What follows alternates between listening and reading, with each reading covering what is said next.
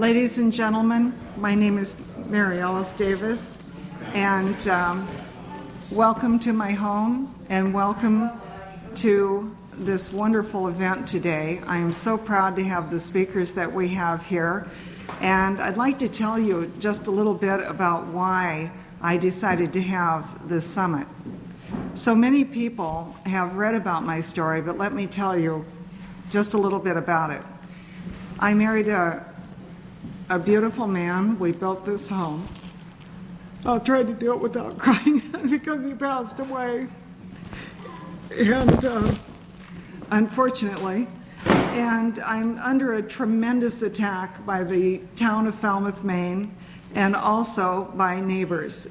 And the reason they're attacking me, even though it seems rather extraordinary, is that if you look out at the vista from this room, you'll see 180 acres. And the 180 acres, it was simply our yard. We didn't realize that it was everybody else's park or green space or view shed. But after my husband died, suddenly I was told that my land belonged to my neighbors and to the town, and that I should simply give my home to the town and to the neighbors for their own use, that my use no longer mattered. But of course, I received the tax bills and I paid the tax bills. And on the tax bills, it said that the land belonged to me and the home belonged to me. I thought it was extraordinary because after going to over 100 meetings in the town of Falmouth, for everything from planning to zoning to the town council, to try to be able to receive some financial benefit, doing something either inside my home or outside, inside as a spa, possibly a private club, or outside for development from a cemetery to housing development. I've basically either had a net zero outcome to any development that I wanted to do, or I simply wasn't allowed to do it at all.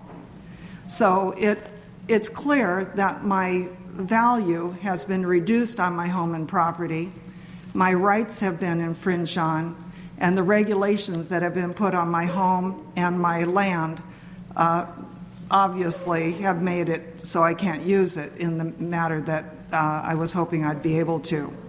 So today we have several speakers, and we will start with the first one, Tom DeWeese.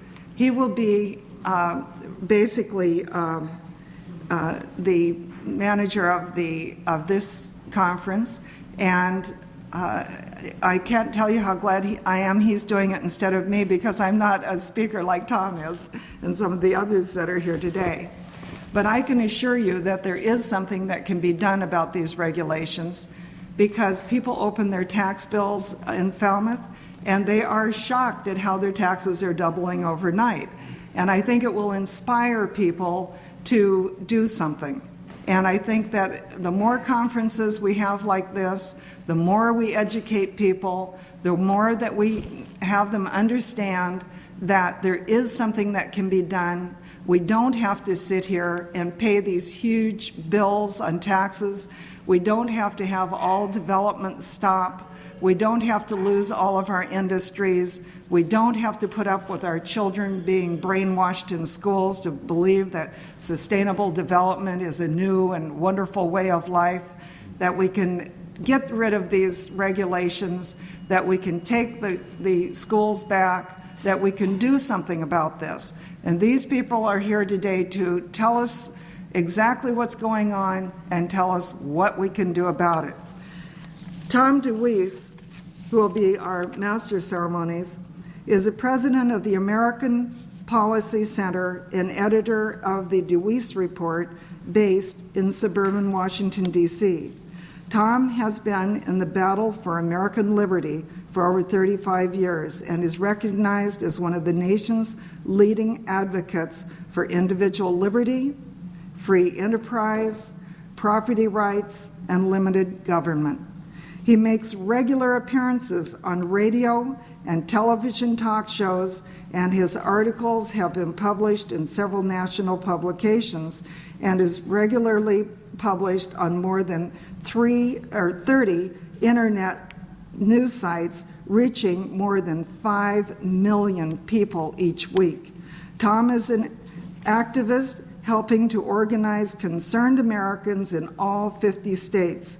His Sledgehammer Action Alert system is one of the most effective, reaching more than 100,000 activists in a matter of hours. Whenever it is activated, Tom takes great pleasure in the knowledge that when their phones start ringing, Capitol Hill hates him. Today, Tom will serve as MC as well as our final speaker. And I welcome, with all my heart, Tom DeWeese.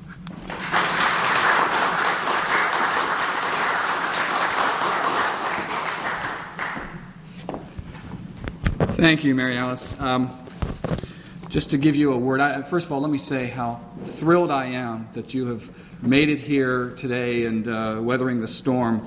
A couple of things are going to happen here today. One of the things that we wanted to do as I began to work with Mary Alice Davis on her situation and try to get her plight out to people around the country is I think that there's a great need for some kind of a property rights movement in Maine, and I thought if we could use her situation to help get that established, then that's what we should do.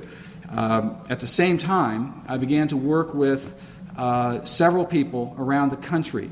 The fact of the matter is that the situation that you're facing here in Maine, that Mary Alice is facing, is happening in every city in this country, in every rural area in this country, and people are confused, people are not sure about where they're going with it all and what to do about it. And so we began to work together, several of us, to bring the message, the fact that there is a connection between the sustainable development policies, the environmental policies, and education. A lot of people don't understand. And we began to pull all this together, and what we thought we would do is create a DVD to be as a tool for activists and get it out to as many people as we could so they could use it as programming, they could use it as recruitment tools, they could get it in front of elected officials to begin to spread the message of what's happening. You know, Thomas Paine put out a pamphlet in 1775 called the Common Sense. And this was the first time that the argument for independence was told to the American people in a very easy-to-read, understandable way. And that began to be read by everybody in the country, every tavern, every street corner, every living room. People were reading Common Sense, and this drove the Continental Congress to work for independence. We thought that maybe what we could create is a modern-day Common Sense using modern technology, a DVD. And let me begin by saying this. All of us are aware that life in America has changed over the past few decades. Life is getting harder. There seems to be no end to the dire predictions of collapse and impending doom. We are told that the human race is using up the Earth's natural resources at an alarming rate, and that natural Armageddon is our destiny unless we can make massive sacrifices to our lifestyle. Using this excuse, governments, from your local city councils to the United Nations, are busy creating theories and policies designed to restructure our society, controlling development while locking away land and natural resources. And we feel great stress and even injustice at their restructuring, as their restructuring interferes with the documents and the legal institutions on which our government was founded. New policies such as smart growth, cluster development, conservation easements, sustainable development, Agenda 21, biosphere reserves, and even historic preservation challenge the ideas of private property rights, individual liberty, and free enterprise. The questions all Americans must ask are these. Is the theory of natural Armageddon true? And is the transformation of our society necessary? Or is it all just being used as an excuse to impose an oppressive political power structure that destroys private property, individual initiative, and the rule of law? Those of us speaking to you today believe the latter is true. Today it is our purpose to show you how and why we think the only result of that transformation can be the destruction of a free society through the establishment of an oppressive ecologarchy that will rule and regulate our every move. In short, we believe we are in the midst of a war of ideas, philosophy, and values, ultimately to decide whether man will live controlled or free. And you all have a stake in getting to the facts and getting it right, because in the end, it is your liberty in the balance. Now, I would like to introduce to you our first speaker today, Michael Shaw. Michael Shaw is from Santa Cruz, California, a community that stands at ground zero in the transformation of America. That community has been implementing smart growth and sustainable development land use policies longer than any in America. If you want to know what America will look like in 10 years under these policies, go to Santa Cruz.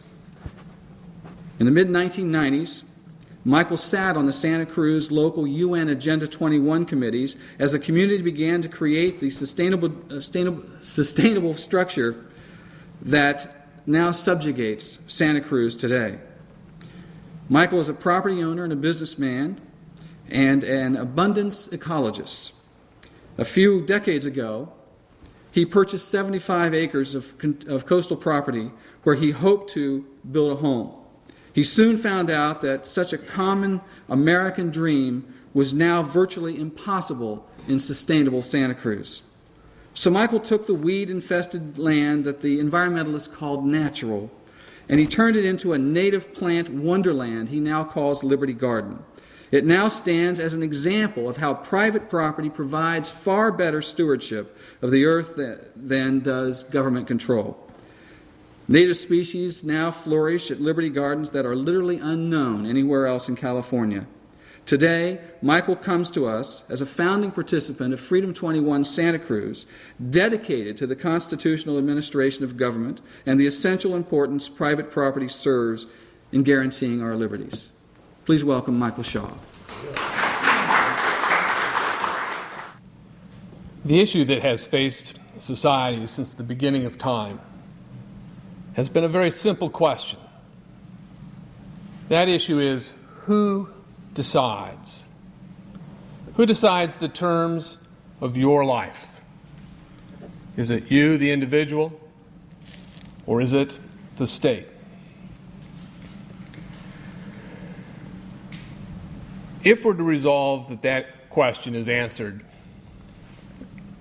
that the individual decides the terms of one's life, that society must come to understand that to respect the dignity of human life requires respecting the private property of another. These ideas are not new to humankind. They're as old as the Ten Commandments, with the prohibitions against stealing and coveting the property of another. But they came to societal fruition with the foundation of America and the constitutional provisions that guide and govern this country. It was in those institutions that the concept of self-governance was understood to be a necessary prerequisite to leading a life that is one's own.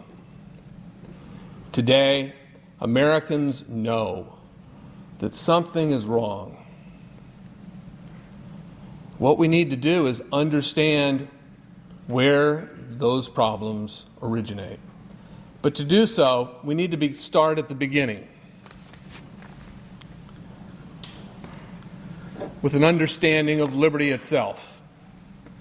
You see, liberty presumes that the government powers must be strictly limited in scope and that the law be applied equally to each citizen. In other words, for liberty to survive, governmental favoritism must be eliminated. Freedom means that we can each act on our own authority, limited by our legal responsibility not to infringe on the equal rights of another, and the moral and social responsibility to respect the dignity and the property of others. You see, in a free society, and only in a free society, are human beings able to develop their own conscience. Nurtured in a family environment, people can begin to become who they are, first by building a conscience, developing their personality, and building their own character.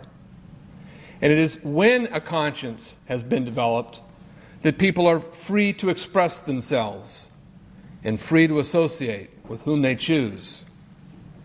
And of course, the freedom to associate and the freedom to express require a natural freedom to trade with others without the use of force, each seeking mutual benefit that ends up giving a rise to society generally.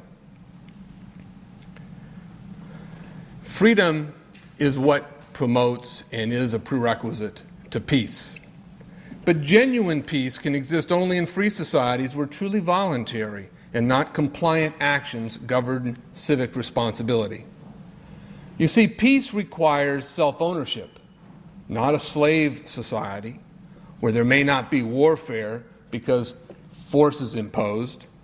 But for peace to exist, self-ownership and the right to determine the terms of one's own life requires, again, that we respect the property of others, even if such is adverse to our own interests.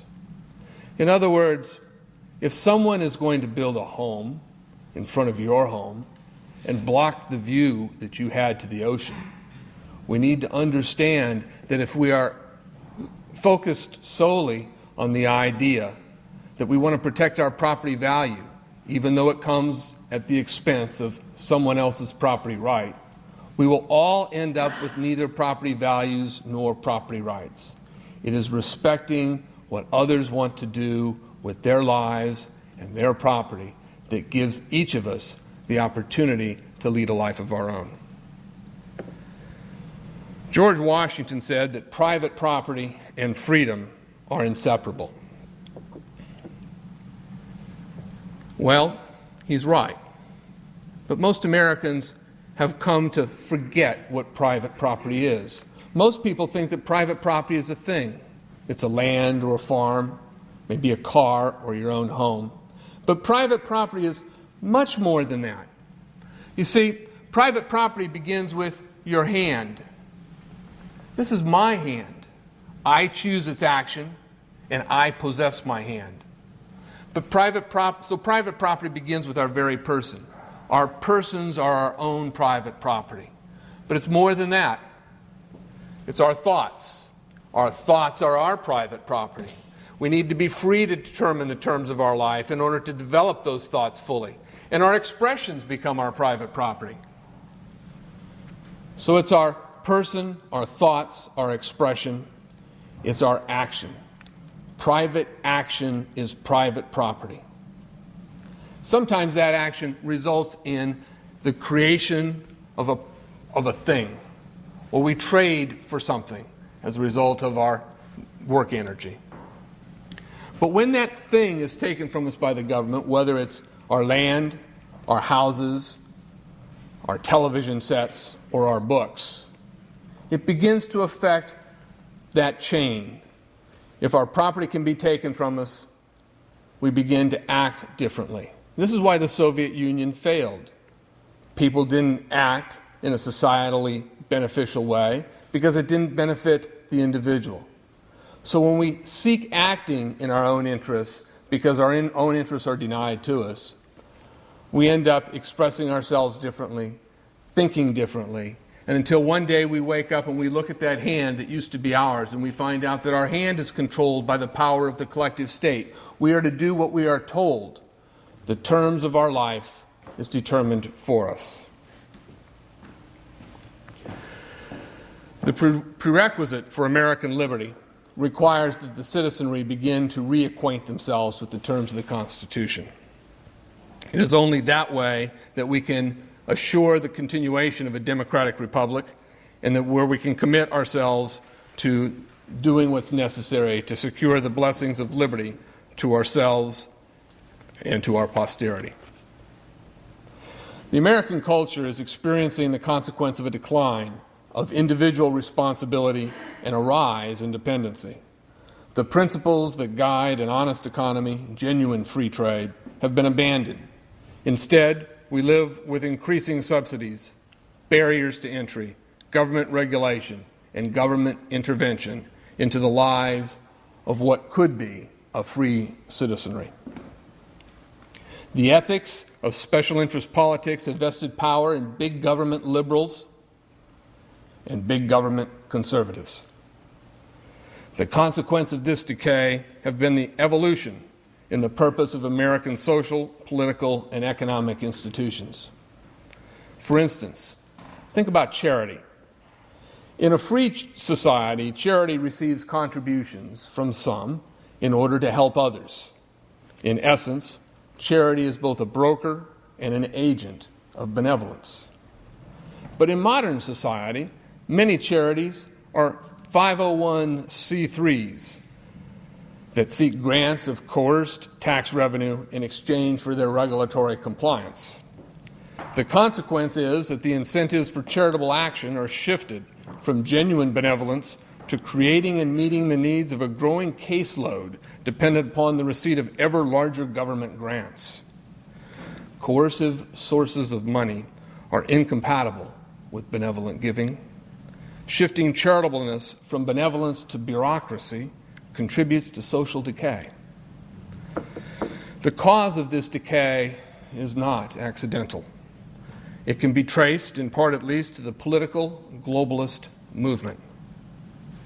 Now, as opposed to 40 years ago, there is a documented plan for the creation of a global democratic collective, and it is called sustainable development. What is sustainable development? Well, the United Nations, who coined the term, defines it this way: it is meeting today's needs without compromising future generations to meet their own needs. Well, think about that. Suppose our forefathers had not used the whale oil that brought light to the homes of a few homes in America and that brought wisdom and knowledge to the young people of that generation, and had decided instead to save it for us. Well, we might still be living in the dark.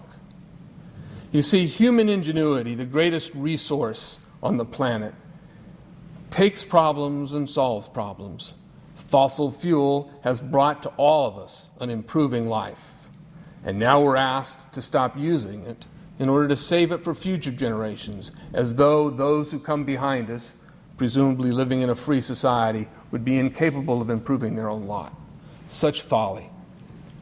You see, this concept, in fact, nearly these precise words, are not new. They come from the 1977 Soviet Constitution. The flowing and flowery words didn't work for them, and there's no reason to think that sacrifice will bring an improving world for us. At Freedom 21 Santa Cruz, we define sustainable development more accurately. We say that sustainable development is the process by which America is being reorganized around the central principle of state collectivism, using the environment as bait.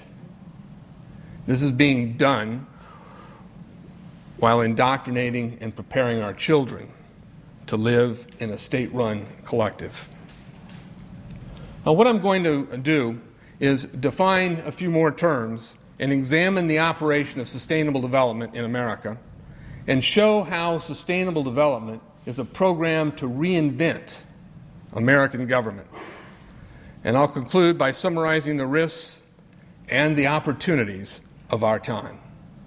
But throughout, I will show and offer ideas on how you can advance individual liberty and equal justice in your own community.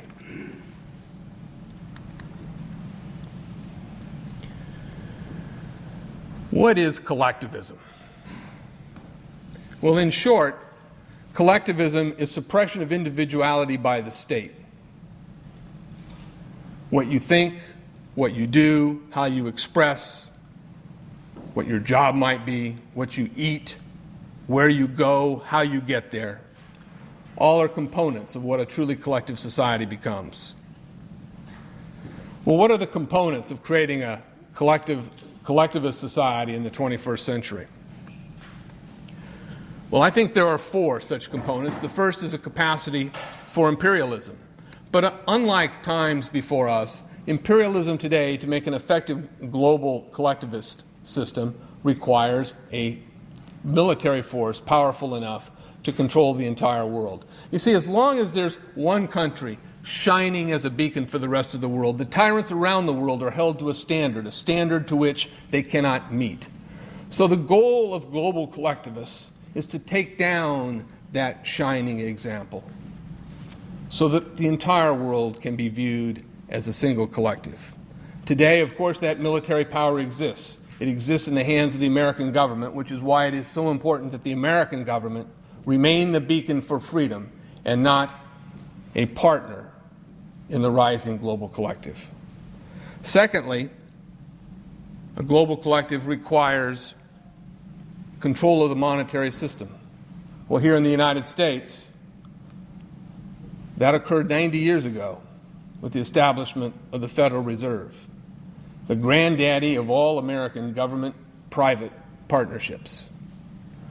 Thirdly, a system of child indoctrination needs to be established so that young minds can be molded into the attitudes, values, and beliefs of a global collective. In California, our educational system requires that every government school class have a curriculum designed to create what's called an environmental voter. Our problems have not ended with the passing of Gray Davis and the ascent of Arnold Schwarzenegger. These programs are intended to continue. The United Nations has declared this decade the decade of sustainable development education around the world. It is more and more clear that our children are being indoctrinated to ideas that are foreign to the ideals of liberty. But finally, and what has not been completed, is that for a global collective to exist, natural resources and rural lands must be under the control of the government.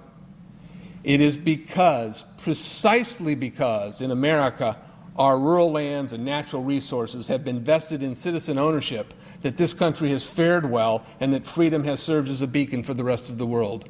But that is precisely what sustainable development seeks to attack. These folks are clever. They know that most Americans live in urban areas and don't fully understand the principles I just talked about.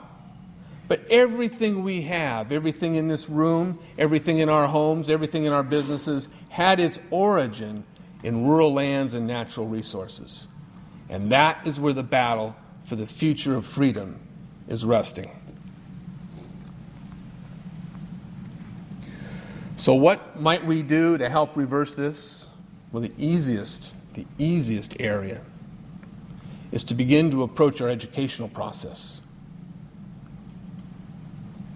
Understand and work to eliminate the harmful indoctrination programs in the current government education system by dealing with your school boards, informing your neighbors as parents and grandparents of what is actually going on, and understand your own educational alternatives for your children and grandchildren. You see, political theory really boils down to some very simple principles. And in essence, as I suggested at the beginning, in answering the question of who decides, is it the individual or the state deciding the terms of a person's life, there are but two formulations for governmental operation. And we can see those best expressed by looking at the founding documents of this country and the founding documents of the United Nations.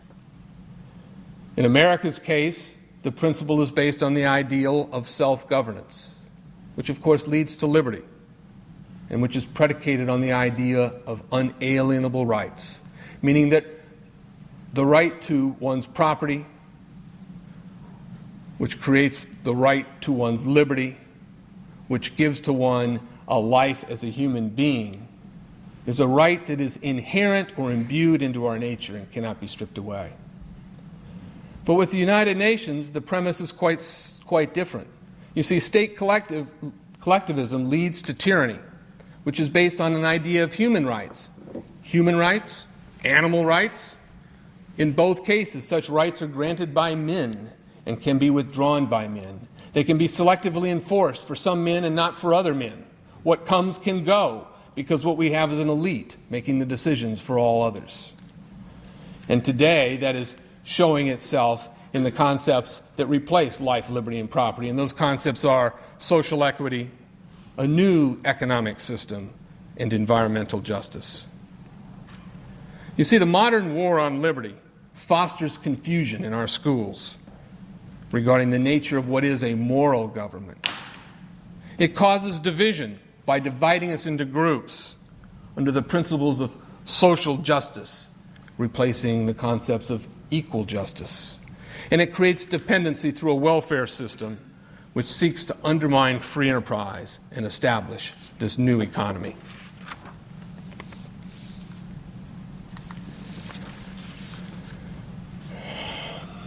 Well, in Santa Cruz, when we began to expose these ideas to the citizenry by taking the issue of sustainable development, or Agenda 21, to the councils that were implementing it, what we would encounter routinely is mockery. Oh, you conspiracy theorists.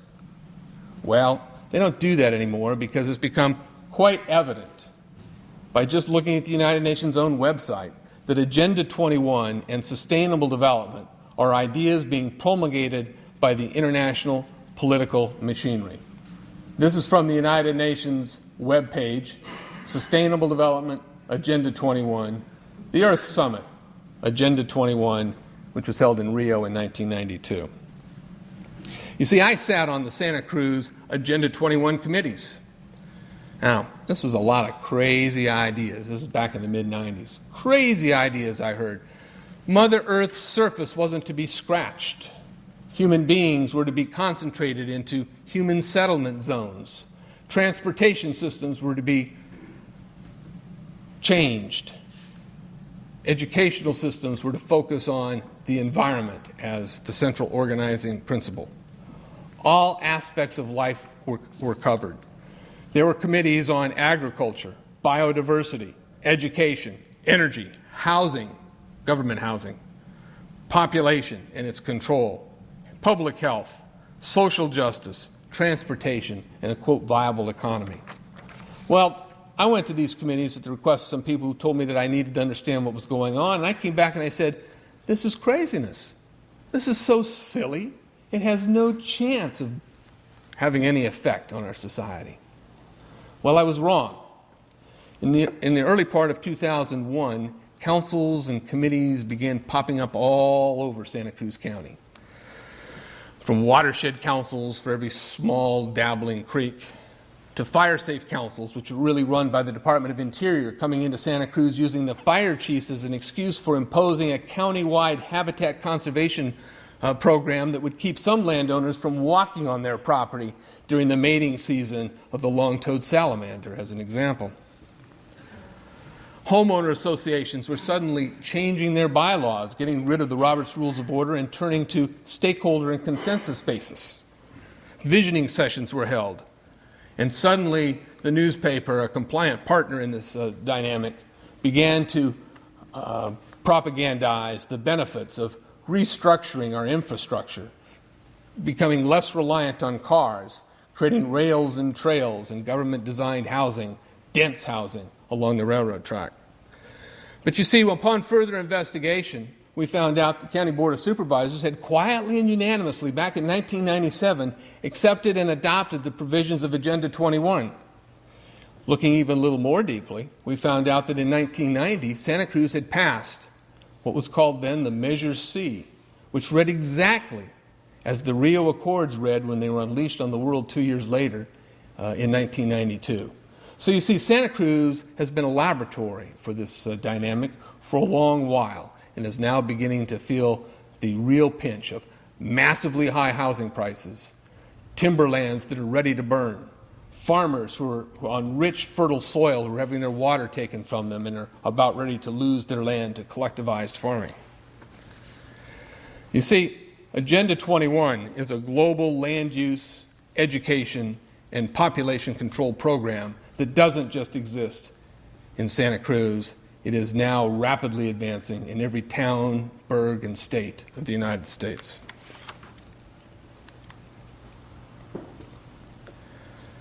A man named Maurice Strong, a Canadian oil billionaire, was the Secretary General to the United Nations 1992 Conference on the Environment and Development, the so-called Rio Earth Summit. Most of us heard about that at the time, but not in its full details. This is where Agenda 21, or Sustainable Development, was unveiled. And while doing so, Secretary General Strong said the following: current lifestyles and consumption patterns of the affluent middle class, that means average Americans, involving high meat intake, the use of fossil fuels, appliances, which means refrigeration, air conditioning, suburban housing, are not sustainable. Well, how could someone take that seriously? That's bizarre. If you don't take it seriously, you'll wake up one day and look at your hand and realize that you should have taken it seriously. What else is not sustainable under the terms of the Rio Accords and its sister document, the Global Biodiversity Assessment Report? In its own words, private property is not sustainable. Golf courses and ski lodges are not. Irrigation is not sustainable. Monotheism, commercial agriculture, and the family unit. Now, is the United Nations committed to the elimination of private property? Well, in 1976, at their Habitat 1 conference report, it was stated that, quote, private land ownership is also a principal instrument of wealth and therefore contributes to social injustice. Public control of land use is therefore indispensable. Well, oftentimes you get to that point where people say, all right, so the United Nations, which has no force and effect in the United States, has these crazy notions. Why should we be concerned? Well, here's why we ought to be concerned. In 1992, George Bush, then President George Bush, attended. Actually, he was parked in a yacht offshore of Rio de Janeiro, where he signed the Rio Accords and obligated the federal government to administratively implement these documents. Now, Congress never looked at it. The public never knew about it. But since then, federal agencies, all federal agencies, are designed around the concepts of sustainable development and their implementation within the United States. A year later, President Clinton, this is a bipartisan effort, established the President's Council for Sustainable Development. Now, that council had all of the environmental organization heads as part of it, and it had two business guys, Ken Lay of Enron and the chairman of California's Pacific Gas and Electric. Now, since then, the mayors, the county supervisors, and the governors have all adopted the principles of sustainable development, most of them not knowing what they're doing.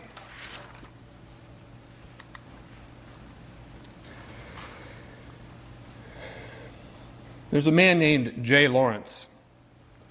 Gary Lawrence, who was an advisor to President Clinton's Council on Sustainable Development. He was a U.S. delegate to the 1996 United Nations Habitat 2 conference.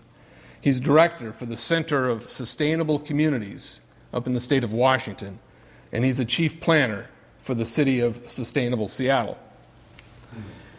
He said, participating in a UN-advocated planning process would very likely bring out many who would actively work to defeat any elected official who was undertaking local Agenda 21.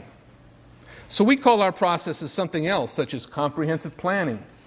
The state of Wisconsin is engaged in comprehensive planning. Growth management, or as California calls it, smart growth. And since he made these comments in 1998, other imaginative, warm and fuzzy terms have been adopted for implementing sustainable development or Agenda 21, including visioning, or common, or 2020, or community plan. Be wary of all these warm and other warm and fuzzy terms. You see, the land use element of sustainable development has two action plans. One is the Wildlands Project, which seeks the elimination of human presence on over 50% of the American landscape and heavily controlled activity on most of the rest of American land. And smart growth, which is dense human settlements subject to increasing controls on how we live and increasing restrictions on our mobility. In Santa Cruz, we have a 30-year-old two-lane freeway that needs to be substantially larger. The promise is always for widening the road. I've lived there for 20 years. The promise is always for widening the road. There's never the capacity to get that done. But instead, we're taking an antiquated old one-way, one-lane train track, spending tens of millions of dollars to acquire the right-of-way, and hundreds of millions of dollars to build an infrastructure for the post-private property era. What we're doing is taxing ourselves into bankruptcy in order to put ourselves into smart growth cages.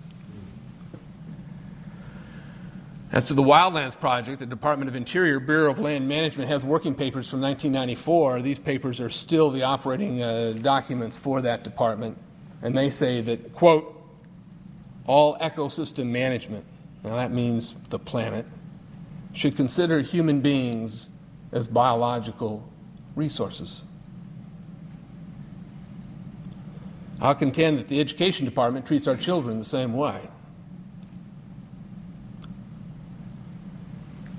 Smart growth means a new mobility, rails and trails. Doesn't that sound nice? We can all ride our bicycles, and we can get on slow-moving trains that take us to our predetermined destinations. And along those rail lines will be dense government-controlled real estate development. Compliant government partners, or sustainable developers, will do the business. Competition and free enterprise will be eliminated. Profits to these folks will be guaranteed, and the trains will run on time.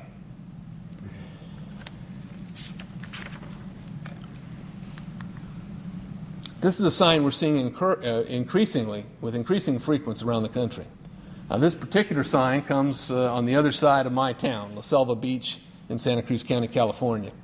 Now, the story on this is a sad one. Back in the 70s, the landowner, who was a bushberry farmer, found a unique salamander that he decided to take up to the new University of California at Santa Cruz. Well, immediately, the university went through the process and declared that salamander, a long-toed salamander, endangered. So the farmer was restricted from using his land. It was bought from him for pennies on a dollar. He went bankrupt and died. Well, the community thought, gee, we're getting a nice coastal hillside area. We can do some hiking. Not so. This property is only open to the sustainable developer, federal agents. In the meantime, it's unmanaged. It's a fire trap ready to burn. And someone might presume that some salamander feels secure knowing that nobody will step on him.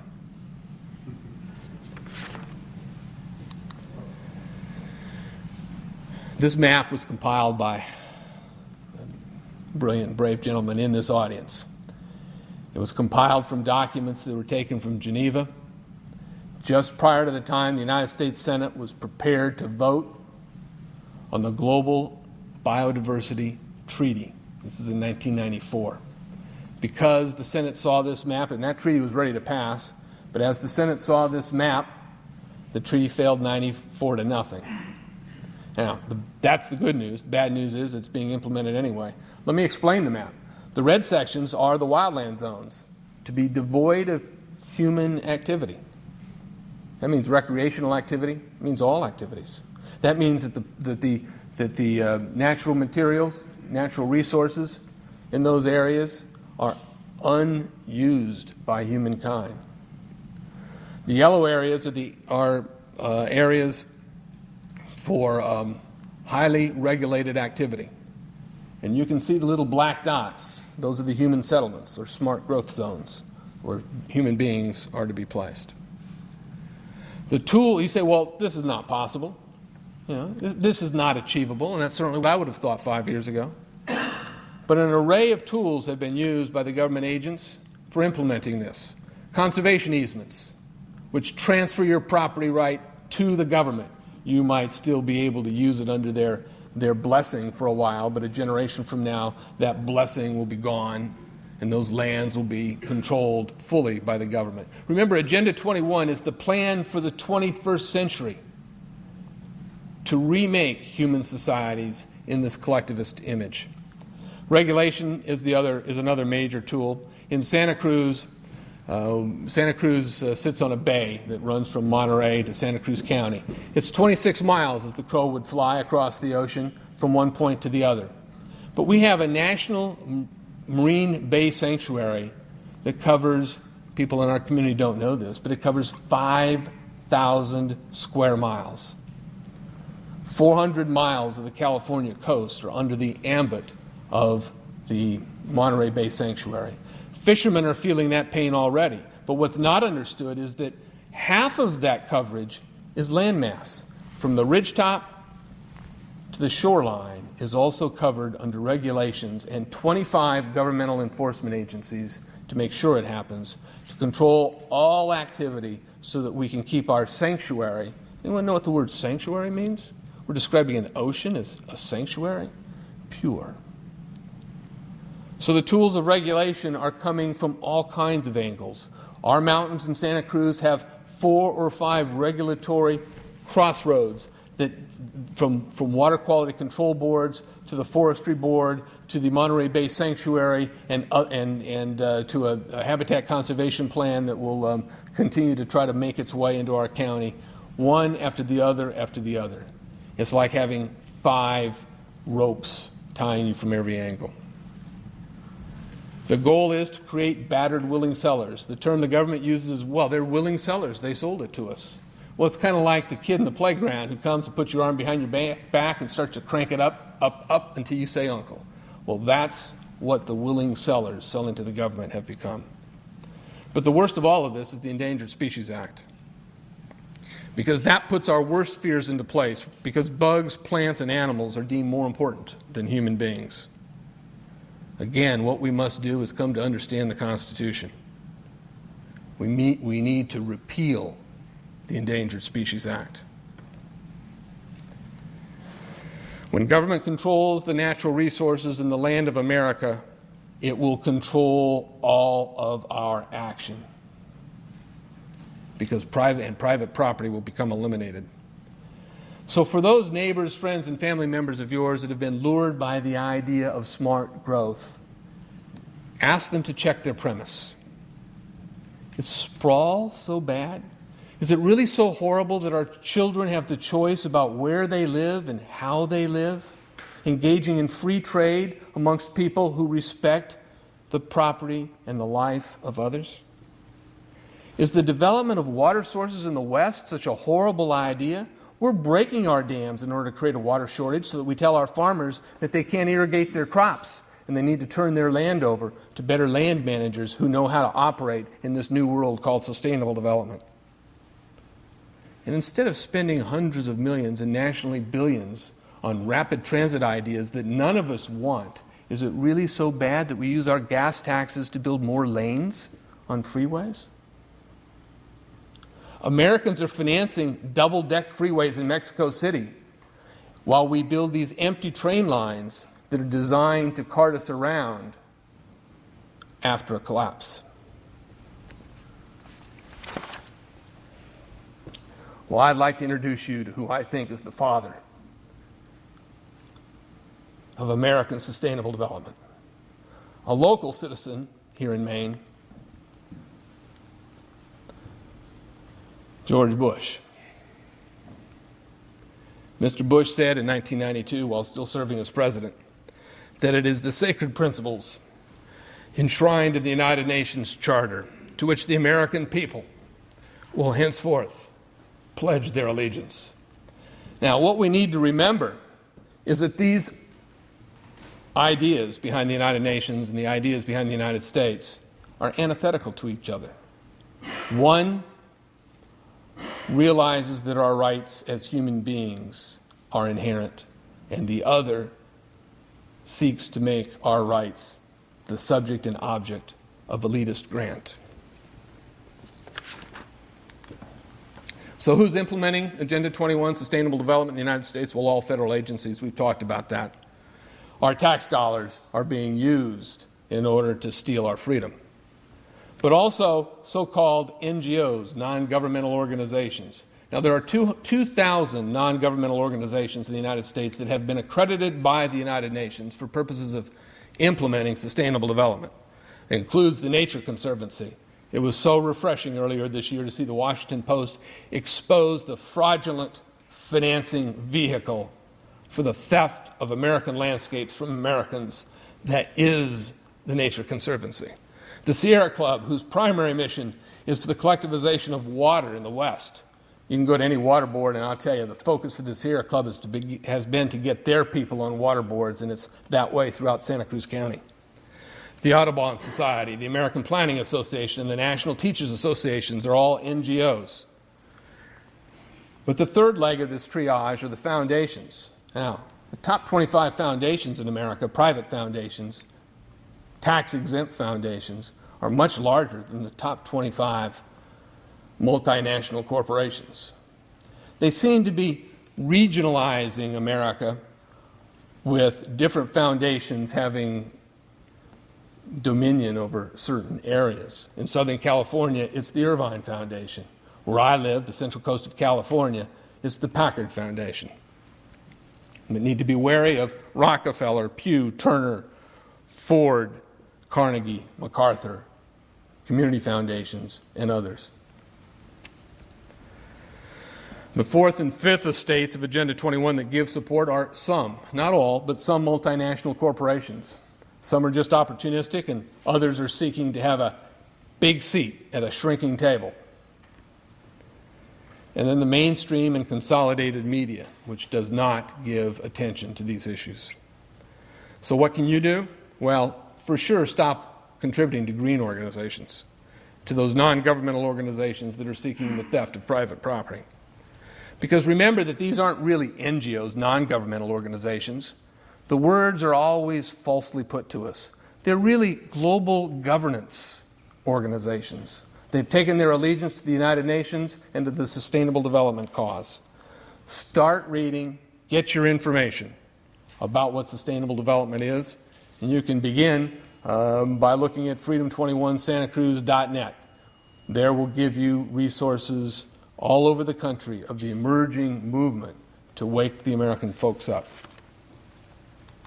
So the words we need to be wary of are Agenda 21, the United Nations, Sustainable Development, Smart Growth and Wildlands Project. But new meanings have been given to three key words in the Sustainable Development movement. Those words are environment, economy, and equity. These are the words that are preparing for the fall of American values. So what do they mean under this new sustainable development paradigm, as it's called? Well, equity is intended to use the law to re-engineer society and humanity itself. We see that with the environmental movement as it's intending and attempting to create guilt amongst our young people for even being alive. In our schools, death has become a key focus from time to time in our school curriculum. The economy is designed to redistribute America's wealth internationally. That's why our natural resource industries are under such pressure. In California, 80% of our wood is imported while our forests burn. And it is the replacement of free enterprise with government-private partnerships. Now, I don't know how they can get away with saying that. I mean, anybody who read anything in history knows that that's exactly what Benito Mussolini did. He created government-private partnerships, a system of economy that was followed by Adolf Hitler. When you eliminate the checks and balances that are naturally to exist between government and business, you create tyranny. By definition, it is necessary to separate, not combine, government and business. And the environment is the overlying issue here. But for them, the environment means nature before man. There's a piece of land in Santa Cruz County that my wife and I bought in 1985. And this particular day was in May of 1986. I remember it well because that was the day we got married there. Now, it looked nice to us. It had beautiful topography, great ocean views. Half of it was grasslands. The other half was impenetrable walls of poison oak as much as 40 feet high. But we still liked it. It was exciting for us. You couldn't walk, even though this is still in the springtime, you couldn't walk through these pasture grasses without plastic pants because you'd get stuck with the thistles and the burrs. But we spent the next 17 years, slow process of what we called seed bank management to transform this landscape and hopefully create something that we would consider glorious.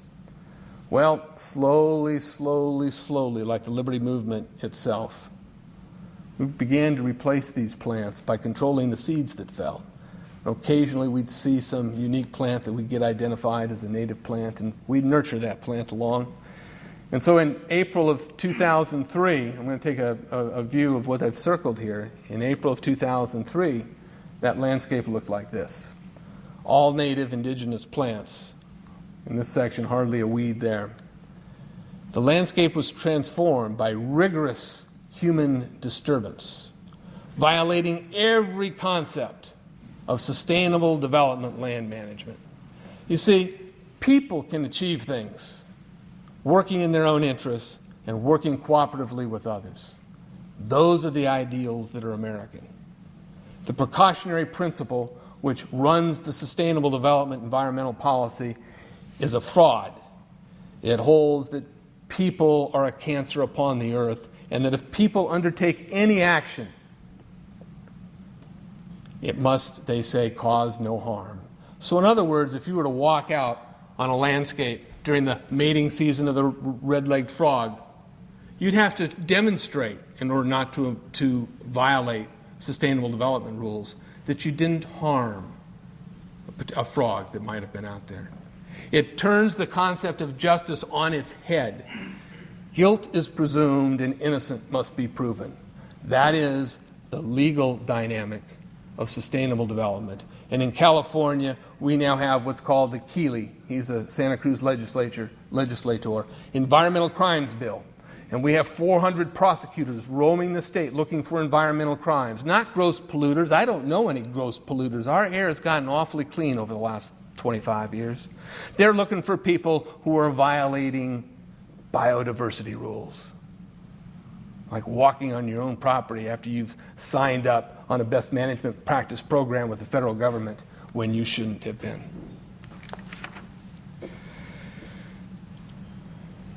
You see, at the root of the environmental movement is a program to implement a political philosophy. It relies on deception, junk science, and poor stewardship. It answers the question, who decides? With the response, not you.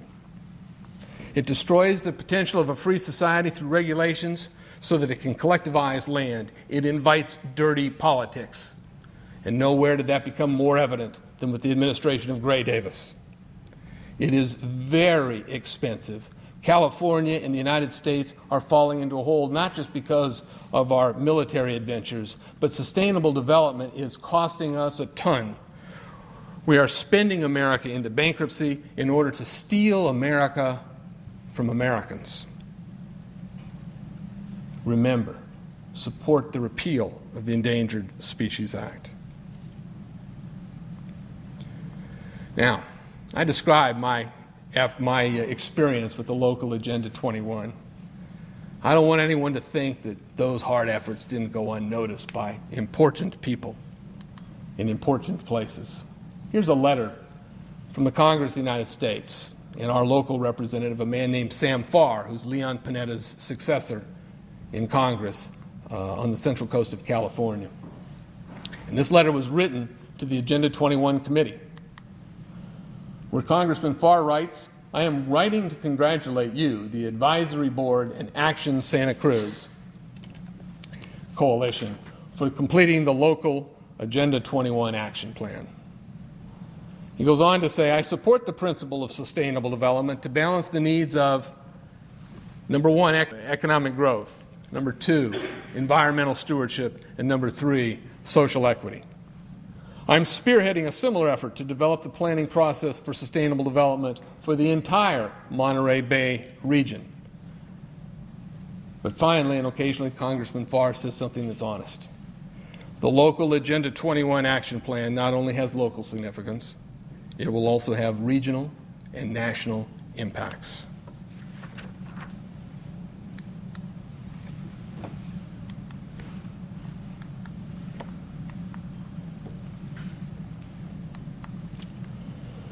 So why does Sam Farr say he's never heard of Agenda 21?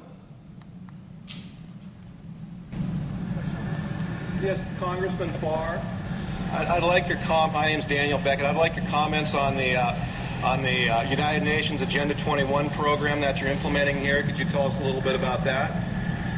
I have no idea what you're talking about. But you endorsed it, sir. I have your paperwork.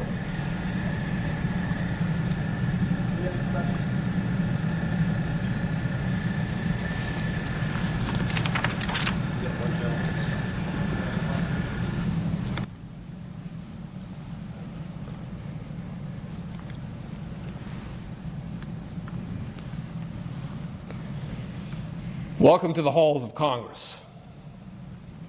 Has deceit become the norm? Congressman Farr is the first congressman in our national elected assembly to, in his hallway, display the flag of the United Nations. But he's not the only one. Mr. Farr is a Democrat. Our Republican president said about 6 weeks ago in addressing the United Nations, quote, the United States of America is committed to the United Nations. The founding documents of the United Nations and the founding documents of America stand in the same tradition. Well, it's going to have to be the American people who begin to educate the American president about the nature of political philosophy. You see, the issue with elected officials is this. Are you a political internationalist or are you an American constitutionalist? There are two spirits within our Congress right now, and it is time to turn the bright lights on the political internationalists. Fortunately, support for Congressman Ron Paul's H.R. 1146, which calls for the withdrawal from the United Nations, is growing within Congress, and we need to encourage that process to continue. You see, resurrecting the American political system requires a Congress that does its job, that knows what Article 1, Section 8 is all about when it comes to limiting the scope of their power. So what can we do? Well, we can hold our local officials, whether they're the Congress or the City Council, accountable to the American constitutional system of government that is being undermined by a consensus process with predetermined outcomes. And I'd say that America needs a new Congress if America is going to remain the land of the free. Let's show ourselves to be the home of the brave. You can also participate by investigating, researching, writing, and speaking out in your own community, because every Agenda 21 program, remember it's global to local, that's their language, is infiltrated into our local levels. It's being implemented by people largely who don't know what they're doing or what it's all about. But our exposure can help reverse that tide. Support freedom advocacy groups and spread the spirit of liberty.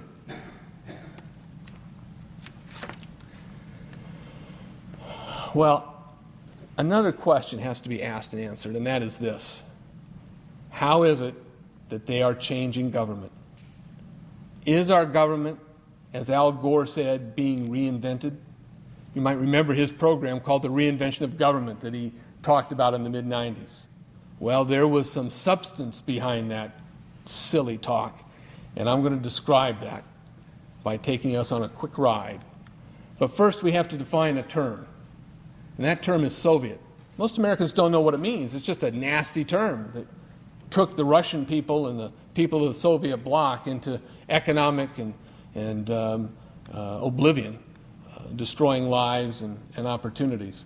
So what is a Soviet? Well, it's a system of councils that report to an apex council and implement a predetermined outcome. The members of a Soviet council are chosen by virtue of their willingness to comply with that outcome and their one-mindedness with a group. Soviets are the operating mechanism of a government-controlled economy, whether it be socialism or government-private partnerships.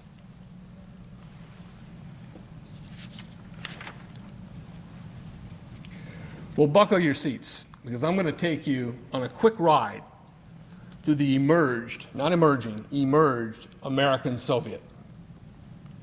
Action Pajaro Valley is where I live, covers this area here, and I can report that Action Pajaro Valley controls all decisions made by the city of Watsonville and the surrounding areas in terms of annexation programs, real estate development activities, school bonding financing. All these decisions are made by the Action Pajaro Council. But Action Pajaro doesn't sit in a vacuum. It's part of a larger Central California system of councils that cover all of our metropolitan areas. And that includes all of Silicon Valley and the entire San Francisco Bay Area. There are 8 of these so-called councils, and under them there are literally hundreds of subsidiary councils that do their dirty work. You see, the goal is to regionalize our governmental process, and this is how it's being done. This comes from Southern California. Vision 2020, one of those terms I talked about earlier, San Fernando Valley. Now, San Fernando Valley has a population of well over 1 million people. Much of it's part of the city of Los Angeles. And you can see down at the bottom, economic development and business assistance. Now, what is some council doing giving economic development and business assistance to the businesses for? Well, it's to find out who the friendly partners might be, who those compliant business operators are that'll join into this new world order. It's about workforce and education investment. Workforce and education? What are they planning to do with our children? It's about livable and sustainable communities. That means no cars. That means rail lines with assigned jobs. And so here's the system for Southern California. And here is a regionalized California. Now, Governor Schwarzenegger has replaced the wildlands chief, Mary Nichols, who came out of the Clinton department, who was implementing all kinds of draconian dynamics on rural California landowners, with a new person who comes right out of one of these councils, and this person's job will be to head up some new department of housing and education and smart growth activities. You see, it doesn't matter if you're a Democrat or a Republican. If you're in the political system today, it means you are quietly implementing this United Nations designed program for reordering American society. Here in Maine, I don't have the entire picture of how your system works, but all this stuff is available on the web. And researchers at Freedom 21, Santa Cruz, and other places can take any spot in America and give you the Soviet structure that has begun to take predominance over how our government functions. And you say, well, how does this really happen? How's it coordinated? Well, this is one of the more curious aspects of the whole thing. ICLEI, or get this name, the International Council for Local Environmental Initiatives, is a United Nations NGO located in Toronto, Canada. Our county, Santa Cruz County, is listed as, this is as early as 1997, as one of the premier implementers with ICLEI in coordination. In other words, what ICLEI does is it works with local governments in order to help them institute, and they have a whole bag of tricks, the kinds of programs necessary to get them on the sustainable development locomotive. Today, you'll see ICLEI working with communities throughout the United States. But it's also the federal agencies. This is the United States Department of Agriculture, USDA. Now, It's pretty easy to see that they've subscribed to sustainable development. The USDA is all over Santa Cruz County with free money for farmers if they sign up for sustainable development. In other words, if they transfer their management control of their land over to the federal government. So it's a combination of UN, NGOs, and federal agencies that are directing this program. These are the apex councils for the United States. And here are the regional head spots for areas across the country that duplicate what I showed you earlier in California.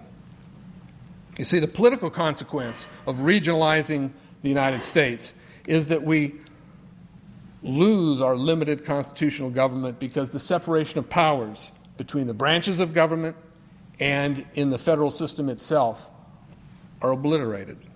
Representative democracy goes away because it's these councils that are making the decisions, and the politicians simply rubber stamp it without input or knowledge by the people.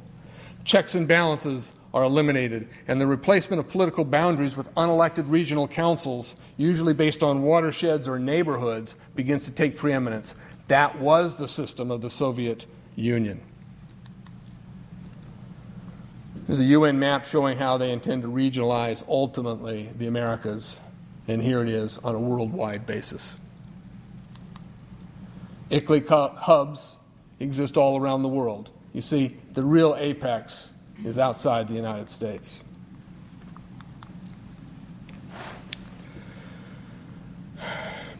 Congressman Ron Paul, who I view as the highest elected constitutionalist in America, said this: "This is not a conservative problem, nor is it a liberal problem. It's a government intrusion problem that comes from both groups, albeit for different reasons. The problems emanate from both camps who champion different programs for different reasons. And the solution will come," he says, "when both groups realize that it is not merely a single-party problem or just a liberal or a conservative problem. The problem is the abandonment of the principles of limited government. The issue is liberty."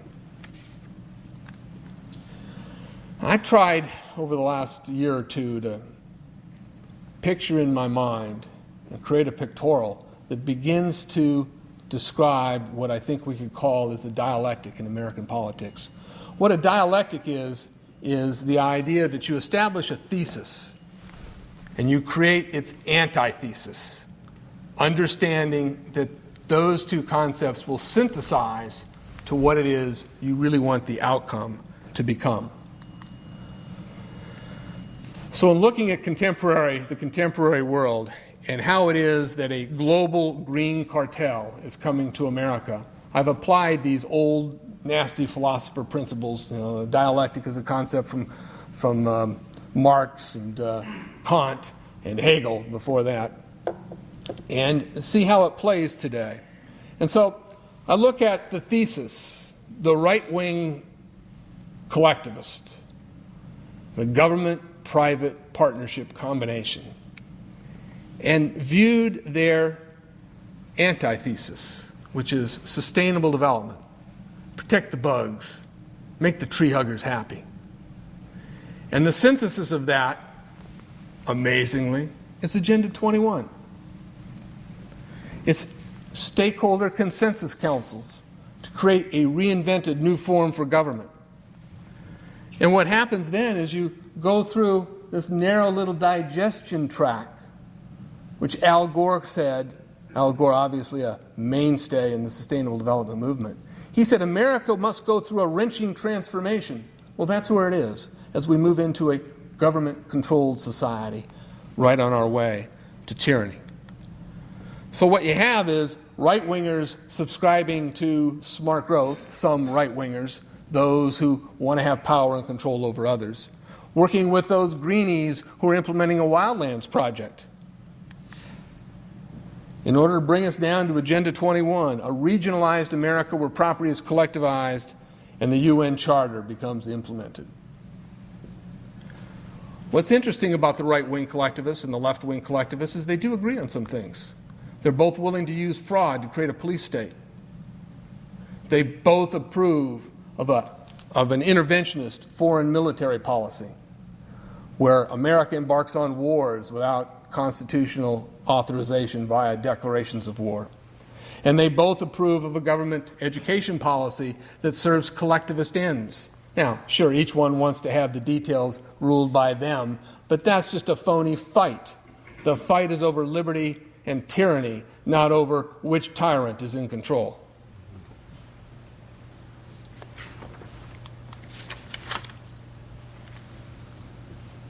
Back to the idea of collectivism. You see, the idea of the New World equity grows right out of the same principles that ran the Soviet Union for so long. And the economics of this New World Order grow right out of the policies of Mussolini and Hitler. You see, the emblem for sustainable development are three connecting rings. You'll see it on their documentation everywhere. And if you look at these Soviet councils that are all across America, they've always interposed three wings using these basic terms as their guiding light. But overlying the equity and the economy aspects of this is a big green blanket called the environment. And there we have the three connecting rings of the New World Order, or Sustainable Development, Agenda 21. And a group of us citizens in Santa Cruz have formed, and our numbers are growing as people slowly begin to absorb the reality of what's affecting us. And we've formed an organization called Freedom 21 Santa Cruz. And what we do is put out advanced bulletins periodically showing how the Soviet is being implemented in Santa Cruz, who's doing it, what they're up to. We do research analysis and provide documents on both the national, international, and local level to show how this is all linked. And we provide information on freedom sources. But what we're really trying to do is provide a model for other communities to begin to educate their own citizenry about how our freedom and our liberty hangs in the balance. So what's important is that you spread the word to your friends and that we move the dialogue forward in America about what our threat really is. At Freedom 21 Santa Cruz, we found our principles on the ideas of constitutional government, private property, family autonomy, and security for our nation. You see, liberty offers us a choice. The genuine political spectrum is not left-right, it is up-down. It is between liberty and tyranny. And the question you must ask yourself, and others must ask themselves, is do we want a life of our own, or are you satisfied in becoming a biological resource? In reviewing sustainable development, realize that it is a political movement to establish a global state collective. The sustainable developers use the mainstream environmental movement as a poisonous candy to steal America's land and consequently our freedom. Private property secures a healthier planet. Know that sustainable developers are establishing an American Soviet right under our noses. But finally, realize that the premise of the founding ideas of the United Nations and the United States are diametrically opposed. The foundational principles of the United States of America are facing a great threat. Posterity will long live with the consequences of the battle over sustainable development and the anti-human ideas that it represents.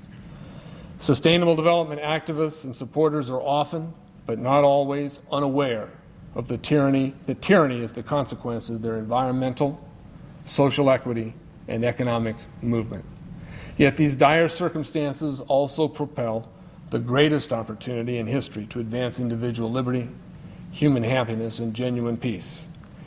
As the Sustainable Development Initiative gains strength, and in the short term it will, it is wise to recall what George Washington said. Private property and freedom are inseparable. Freedom and a healthy planet are also inseparable. If Americans come to a timely understanding of the threat and face the challenge squarely, the deceptive fraud of sustainable development will quickly come to light. America will rise to restore liberty through an orderly transformation directed by reason and respect for the dignity of individual determination. We, you and me, are charged with protecting the ideals of liberty and private property. As the implications of sustainable development become clear, America's parents and grandparents will increasingly come to understand the consequences of eliminating private property.